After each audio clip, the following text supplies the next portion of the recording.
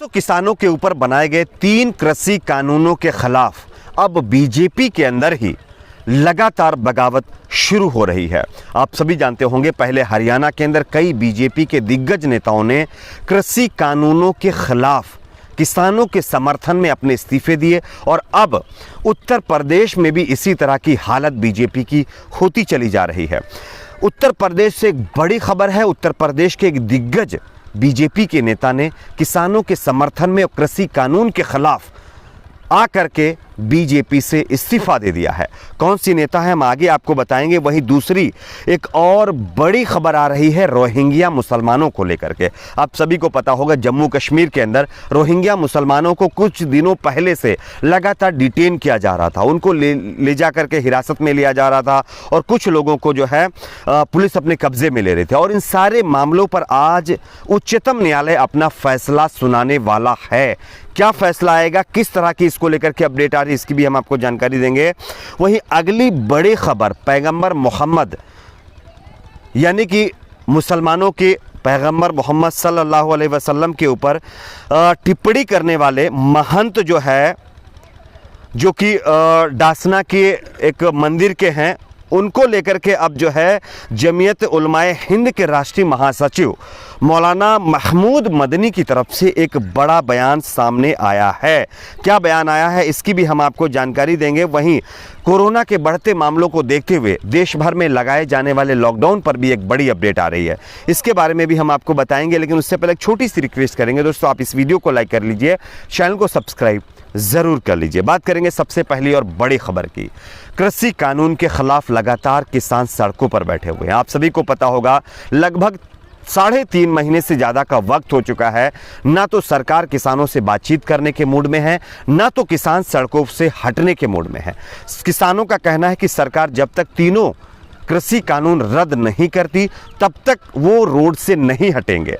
और अब 3 नए कृषि कानूनों के खिलाफ खुद बीजेपी के नेता भी अपनी ही पार्टी के खिलाफ बगावत कर चुके हैं। आप इस खबर को देखिए, उत्तर प्रदेश से आ रही है, जहां पर उत्तर प्रदेश में भारतीय जनता पार्टी की नेता प्रियवदा तोमर ने केंद्र के 3 नए कृषि कानूनों के खिलाफ जारी किसानों के आंदोलन को समर्थन देते हुए पार्टी से बुधवार को इस्तीफा दे दिया है।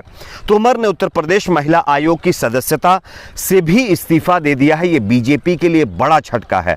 आप सभी को पता होगा कि कल ही उत्तर प्रदेश के अंदर निकाय चुनावों के लिए ग्राम प्रधान, जिला पंचायत या फिर वार्ड के बीडीसी प्रत्याशियों ने पर्चा भरे हैं और बीजेपी ने कई उम्मीदवारों की सूची भी जारी की है।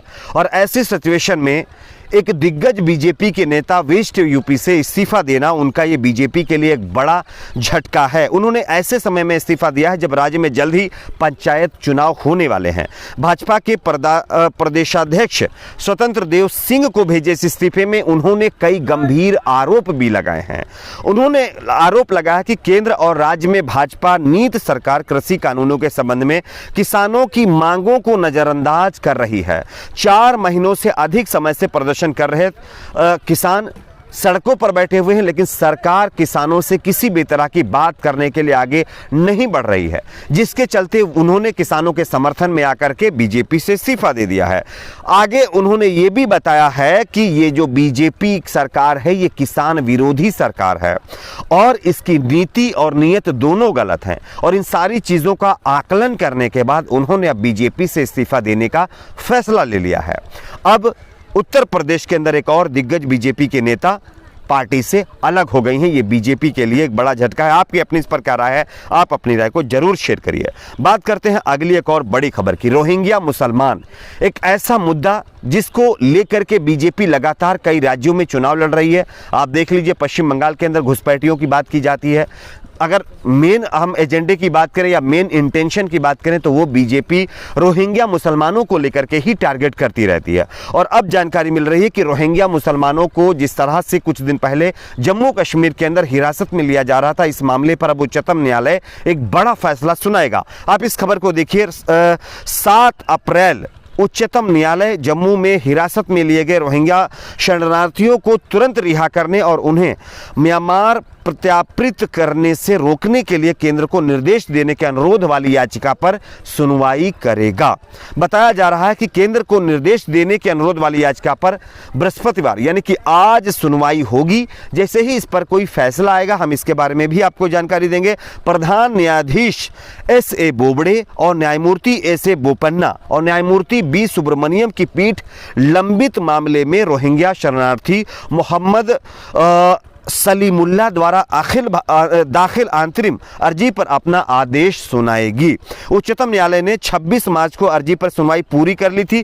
केंद्र ने याचिका का विरोध करते हुए भारत में अवैध प्रवासियों की राजधानी नहीं बन सकती, इसको लेकर के कड़ी आपत्ति जताई थी। बीजेपी का कहना है कि दिल्ली से लेकर के कश्मीर तक रोहिंग्या मुसलमान एक बड़ा खतरा बनते जा रहे हैं और जिस तरह से वो लगातार देश में अपनी आबादी बढ़ा रहे हैं, इसके चलते पॉपुलेशन तो बढ़ ही रही है, साथ ही साथ देश के लिए एक बड़ा खतरा भी बढ़ता जा रहा है। खैर, ये अलग बात है कि नागरिकता संशोधन कानून के जरिए बीजेपी न जाने कितने और लोगों को भारत के अंदर यानी कि निमंत्रण दे रही है। उससे पॉपुलेशन बढ़ेगी या नहीं बढ़ेगी ये वही जाने, लेकिन रोहिंग्या मुसलमानों को लेकर के आज उच्चतम न्यायालय में एक बड़ा फैसला सुनाया जा सकता है और इस फैसले में ये तय किया जाएगा कि आगे पश्चिम बंगाल में जो रोहिंग्या मुसलमानों को पुलिस हिरासत में लिया गया, जिनको यानी कि पुलिस ने अपने अंडर में लिया, उनको छोड़ा जाएगा या फिर उनको आगे और उनकी कस्टडी बढ़ाई जाएगी। तो ये एक बड़ा अहम फैसला जो है रोहिंग्या मुसलमानों को लेकर के उच्चतम न्यायालय की तरफ से आज सुनाया जाएगा। बात करेंगे अगली बड़ी खबर की। पैगंबर मोहम्मद यानी कि मुसलमानों के सबसे बड़े नबी मोहम्मद सल्लल्लाहु अलैहि वसल्लम के ऊपर जो महंत जी हैं, आपको पता होगा डासना मंदिर के महंत ने एक विवादित टिप्पणी की थी।